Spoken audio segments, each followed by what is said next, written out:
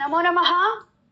इदं मैत्री संस्कृत संस्कृति प्रतिष्ठानं सम्प्रति वार्ताः श्रूयन्तां प्रवाचिका पूर्णिमा मुत्नाळ्।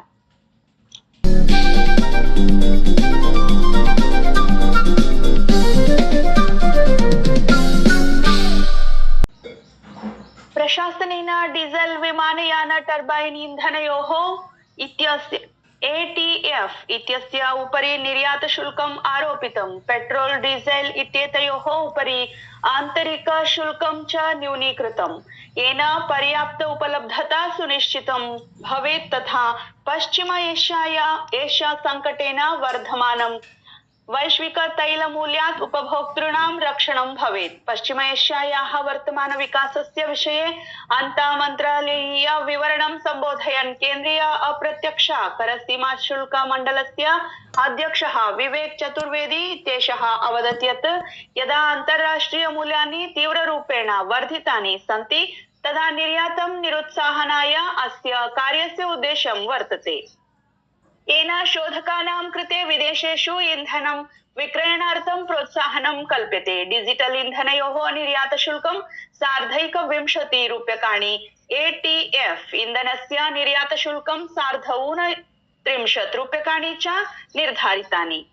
प्रधानमन्त्री नरेन्द्र मोदी आभासीय माध्यमेन सर्वेषां राज्यानां मुख्यमन्त्रिभिः सह उपवेशनं कुर्वन् अस्ति, यस्मिन् पश्चिम एशिया द्वन्द्वस्य सन्दर्भे तेषां सज्जता योजनाः च सीमा समीक्षितुं शक्यन्ते। अस्य संवादस्य मुख्योद्देश्यं टीम इंडिया इति भावेन संयुक्तरूपेण कार्यं सुनिश्चितं करणीयम् अस्ति, परन्तु येषु राज्येषु आचारसंहिता प्रवर्तितास्ति तेषां मुख्यमन्त्रिणः अस्यां सभायां सहभागिनः नैव भविष्यन्ति। रक्षामन्त्रालयेन च तुंगुस्का वायु रक्षा प्रक्षेपण व्यवस्थायाः तथा P-8I दीर्घ परिधि समुद्रीय निरीक्षण विमानस्य कृते ₹850,800 कोटिरूप्यकाणां मूल्यस्य अनुबन्धेषु हस्ताक्षराणि कृतानि। मन्त्रालयेन उक्तं यत् ₹45,400 कोटिरूप्यकाणां मूल्यस्य तुंगुस्का वायु रक्षा प्रक्षेपण यन्त्र व्यवस्थायाः क्रयणार्थम् अनुबन्धः रूस देशस्य JSC रोसोबोरोन एक्सपोर्ट इत्यनेन सह रक्षा सचिवस्य राजेश कुमार सिंहस्य उपस्थितौ हस्ताक्षरितः।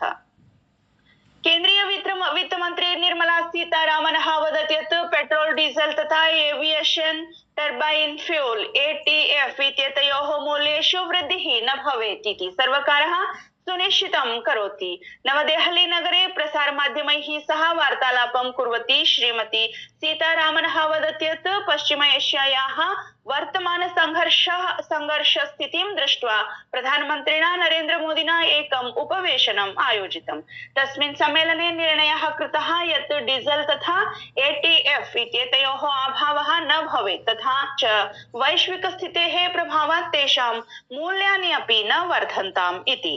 राष्ट्रीय स्वतंत्र पार्टी दलस्य संसदीय दलस्य नेता बालेन्द्र शाहः नेपालस्य लोकतान्त्रिक रूपेण निर्वाचितः प्रधानमन्त्री रूपेण शपथ ग्रहणं स्वीकृतवान्। एप्रिल मासस्य 6 दिनाङ्कपर्यन्तम् इरानस्य ऊर्जा आधारित संरचनायाः उपरि आक्रमणविरामस्य विषये चिन्तासु गल्फ कोऑपरेशन काउन्सिल इति संस्था अमेरिका इरान देशयोः मध्ये वार्तायां भूमिकाम् इच्छति। भारतस्य मुख्य न्यायाधीशः डॉक्टर सूर्यकान्तः ह्यः लद्दाख केन्द्रशासित प्रदेशस्य 4 दिवसीय यात्रायां लेह नगरं सम्प्राप्तवान्। लेह नगरस्य कुशुबकुला रिन्पोचे विमानस्थानकेन लद्दाखी पारम्परिकरीत्या भव्य स्वागतम् अभवत्। लद्दाख यात्रायाः आरम्भे सः गार्ड ऑफ ऑनर अपि स्वीकृतवान्। भ्रमणकाले श्रीकान्तः लेह कारगिल नगरयोः नवनिर्मितानां मण्डल न्यायालय भवनानाम् उद्घाटनं करिष्यति, येन केन्द्रशासित प्रदेशे न्यायिक आधारभूत संरचनायाः महती वृद्धिः भविष्यति।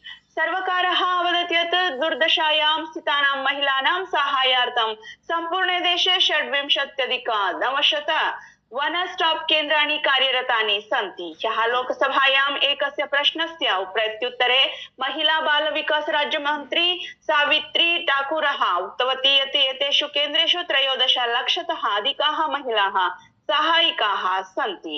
राज्यसभायां 26-द्विसहस्रतमवर्षस्य वित्तविधेयकम् आदाय विचारार्थं लोकसभायै प्रत्यावर्तनार्थं च स्वीकृतम्। एतद् विधेयकं 26-द्विसहस्रतमवर्षतः 27-द्विसहस्रतमवित्तवर्षस्य कृते केन्द्रसर्वकारस्य वित्तीय प्रस्तावान् कार्यान्वितुं प्रयुज्यते। लोकसभायां वित्तराज्यमन्त्री पंकज चौधरी इत्यनेन एतद् विधेयकं पुरस्थापितम् इति वार्ताः। धन्यवादाः।